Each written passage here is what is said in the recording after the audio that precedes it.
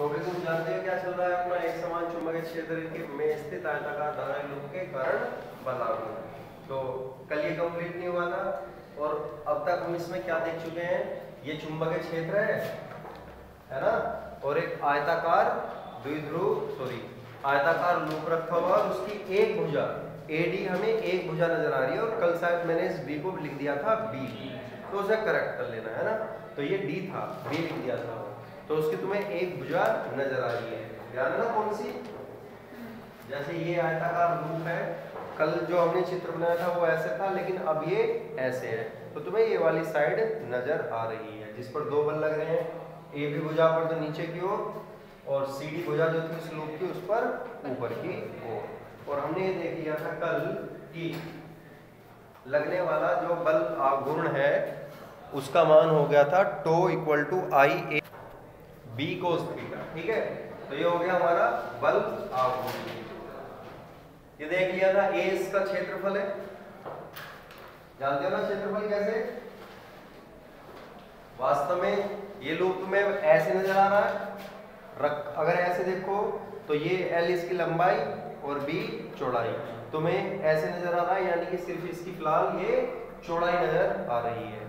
तो पूरा क्षेत्रफल हो गया इसका A, यानी कि L क्रॉस B। I होगी इसमें बहने वाली धारा, B उस चुंबकीय क्षेत्र का मान हो गया जिसमें ये रखा हुआ है, ठीक है।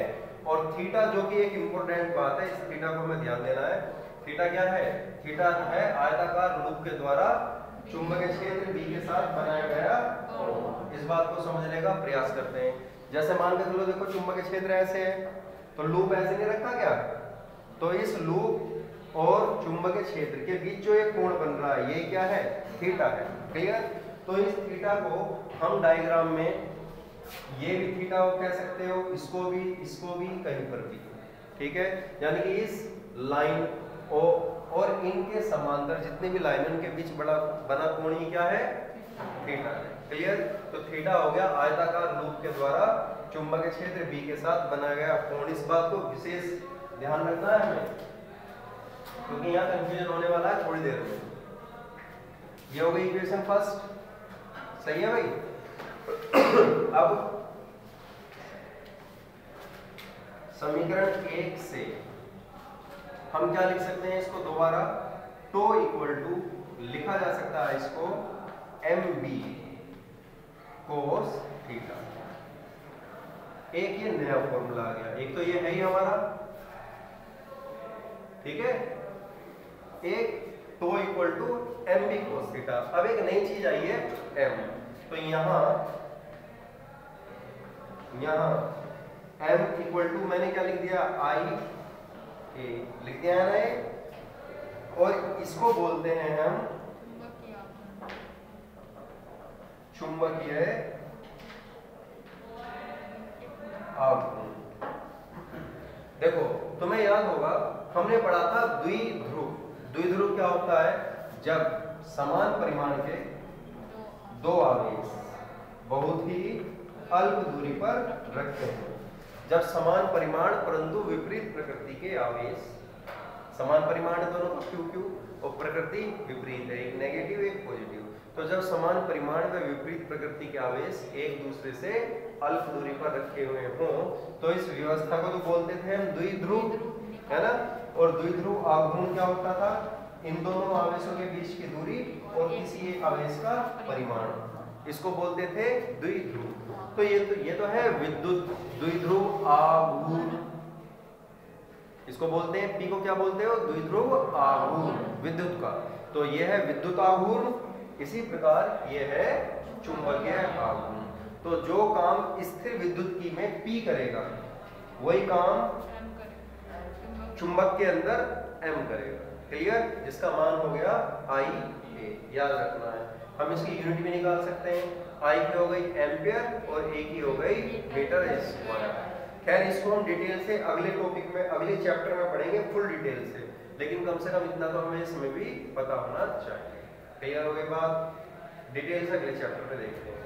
तो यहाँ तक बात समझ में आई क्या। अब आगे चलते हैं, देखो ध्यान देना। अब अगर कहीं लिखा हो ए बी कोस थीटा, तो हम इसको लिख सकते हैं vector A into vector B, लिख सकते हैं कि नहीं? याद है ना, vector A into vector B बराबर ए बी कोस थीटा है। इंटू लगाया बेटा मैंने, क्रॉस थोड़ी लगाया, इंटू। तो क्या मैं इसको अब टो बराबर एम बी कोस थीटा लिख दूं? सॉरी, टो बराबर, क्या इसको ऐसे लिखा जा सकता है?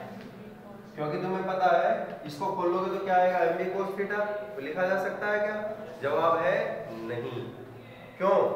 क्योंकि अगर तुम इसको ऐसे लिख रहे हो तो ये राशि कैसी होनी चाहिए? अदिश, जबकि ये कैसी है? सदिश। तो इसको ऐसे नहीं लिख सकते, याद रखना। कभी कंफ्यूजन में तुम लिख दो तो इसको इस फॉर्म में नहीं लिखा जा सकता, याद रखना है। ओके, अब देखो पता चल गया ना रीजन क्या है? क्योंकि दो सदिश, अगर मैं इसको सदिश गुणनफल के रूप में लिखूं तो तुम्हें पता है दो सदिशों का अदिश गुणनफल अदिश होता है, लेकिन यहाँ कैसा मिल रहा है हमें? सदिश, क्योंकि पदार्थ में एक सदिश राशि। बात समझ में आई क्या? अब इसे समझने के लिए अब एक हम नई चीज करते हैं। क्या? माना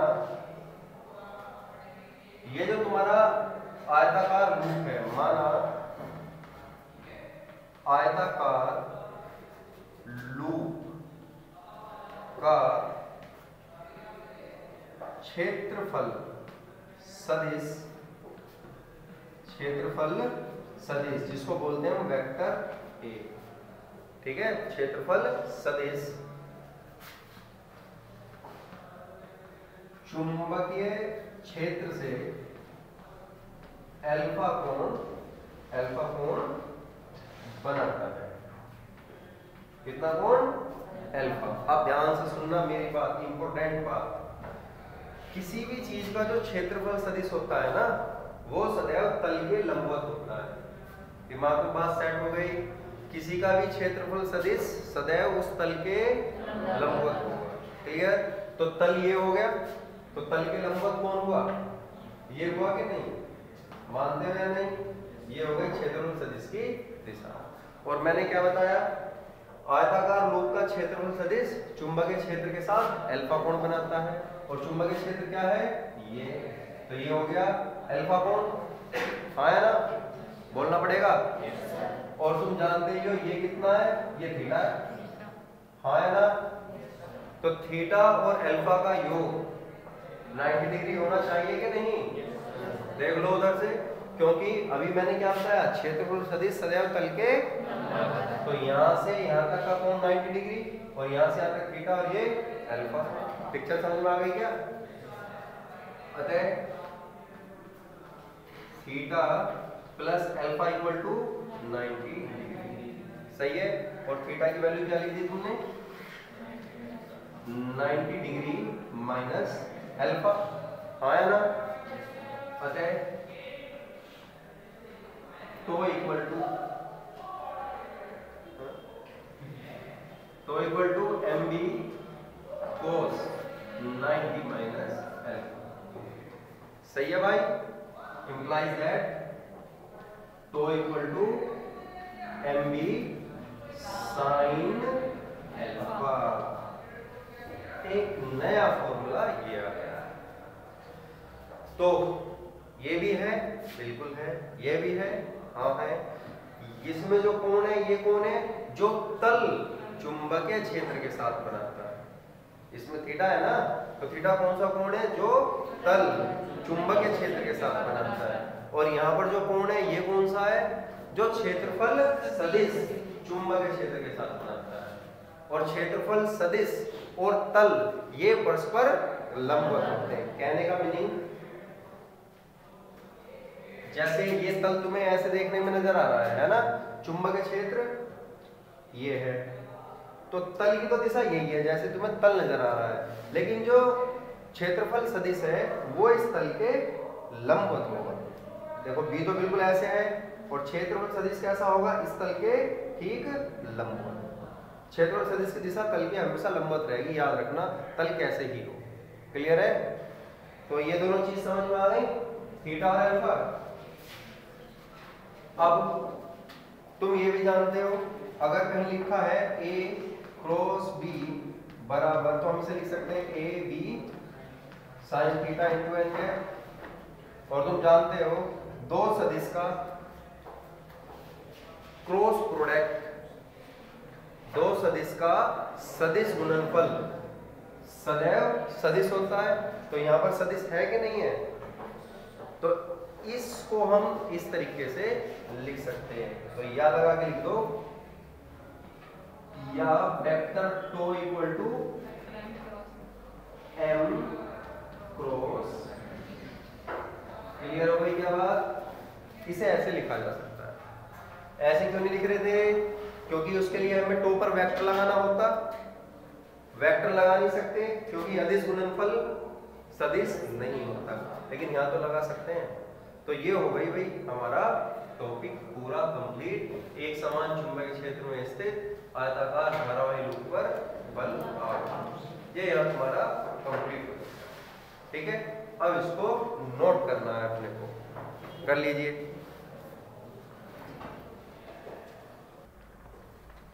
तो अब इसी की हम विशेष स्थितियां देख लेते हैं, क्या क्या इसमें कंडीशन बनती है। तो पहली कंडीशन क्या है, जब आयताकार लूप चुंबकीय क्षेत्र के समांतर रखा हो। इसका मतलब अब अगर जैसे ये चुंबकीय क्षेत्र हो गया तो लूप भी तुम्हारा ऐसे रखा हो, सही।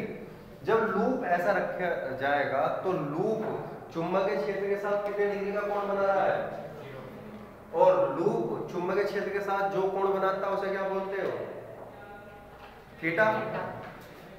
अर्थात इस बात का मीनिंग क्या हुआ, अर्थात थीटा हो 0 डिग्री। या अब अगर लूप, अब ध्यान से सुनो, अगर लूप चुंबकीय क्षेत्र के साथ रखा हुआ है और तुम जानते हो जो क्षेत्रफल सदिश है वो लूप के लंबवत होता है, हाँ या ना? क्षेत्रफल सदिश की दिशा सदैव लूप के लंबवत होती है। तो ये चुंबकीय क्षेत्र से कितना कोण बना रहा है, 90 डिग्री। तो कहने का मतलब एक ही है, या तो थीटा 0 हो या अल्फा 90 हो, इसका मतलब एक ही है। तो पेपर में इस बात को दो तरीके से पूछ सकता है। खैर पहले बल आघूर्ण निकाल लेते हैं। हो तब तो की वैल्यू कितनी आ गई, mb sin 90। तो cos 0 करोगे तो भी अधिकतम आएगा, sin 90 करोगे तो भी अधिकतम आएगा। समझे क्या नहीं? दोनों ही केस में अधिकतम आएगा कि नहीं आएगा? मेरी बात सुनो, हमारे हमने दो फॉर्मूले नहीं पढ़े क्या? एक तो था टो बराबर एम बी कोस थीटा और एक टो बराबर एम बी साइन अल्फा। तो या तो साइन अल्फा या कोस थीटा, मतलब दोनों से आंसर एक आएगा, अलग अलग आएगा, एक ही आएगा। तो कितना आया आंसर, एम बी, जो कि होता है अधिकतम। तो टो मैक्सिमम की वैल्यू कितनी होती है, एम बी। तो ध्यान से सुनो, इसको एग्जाम में दो तरीके से पूछ सकता है। कैसे कैसे कि बल, जैसे मैं तुमसे पूछ रहा हूं, बताओ एक समान चुंबकीय क्षेत्र में रखे आयताकार लूप पर लगने वाला बल आघूर्ण कब अधिकतम होगा, है ना? तो तुम्हारे आंसर दो हो सकते हैं। तुम कैसे दे सकते हो, जब आयताकार लूप चुंबकीय क्षेत्र के समांतर रखा हो, ऐसा बोल सकते हो। या तुम बोल सकते हो जब आयताकार लूप का क्षेत्रफल सदिश चुंबकीय क्षेत्र के लंबवत हो। दोनों का मतलब एक ही है। तो ये क्वेश्चन दो तरीके से पेपर में पूछ सकता है। कैसे, बल आघूर्ण का मान ज्ञात करो जब आयताकार लूप का क्षेत्रफल सदिश चुंबकीय क्षेत्र के लंबवत हो, या आयताकार लूप चुंबकीय क्षेत्र के समांतर हो। मतलब दोनों का एक ही है। क्लियर हो गई बात? बोलो। तो एक केस हो गया, अब दूसरा केस देख लेते हैं।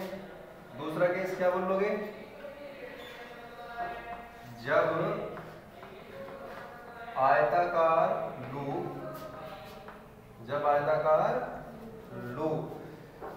चुंबकीय क्षेत्र के लंबवत, जब आयताकार लूप चुंबकीय क्षेत्र के लंबवत। अब लंबवत होने का मीनिंग क्या हुआ भाई? लंबवत होने का मीनिंग होता है लूप ऐसे रखा है, सही है? कैसे? ऐसे, ये है लूप। तो देखा जाए अब लूप चुंबकीय क्षेत्र के साथ कितने डिग्री का कोण बना रहा है? 90। और क्षेत्रफल सदिश का मतलब इसी के लंबवत। तो थीटा हो गया 90 और अल्फा हो गया 0। समझे कि नहीं? तो थीटा कितना हो गया इस केस में? 90 डिग्री। मतलब इसका मतलब हुआ अर्थात थीटा हो 90 या अल्फा हो 0 या 180। हाँ या ना? भाई लंबवत तो इधर भी हो सकता है और लंबवत इधर भी हो सकता है, ठीक है? तब तो की वैल्यू कोई से फॉर्मूला देख लो, mb sin 0 और sin 0 की वैल्यू क्या होगी? 0 होगी। तो ये आ गया। तो मिनिमम की वैल्यू क्लियर होगी बात? तो इसको पेपर में कैसे पूछ सकता है? ध्यान से सुनो। बल आघूर्ण का मान ज्ञात करो जब क्षेत्रफल सदिश, जब लूप का क्षेत्रफल सदिश चुंबकीय क्षेत्र के समांतर या प्रति समांतर हो। समांतर या, तो समांतर के लिए 0, प्रति समांतर के लिए 180। या दूसरे शब्दों में क्या कह सकता है? बल आघूर्ण का मान ज्ञात करो जब आयताकार लूप का तल चुंबकीय क्षेत्र के लंबवत हो। पिक्चर क्लियर हो गई क्या? तो ये हुआ हमारा टॉपिक पूरा कंप्लीट, ठीक है? नोट कर लो।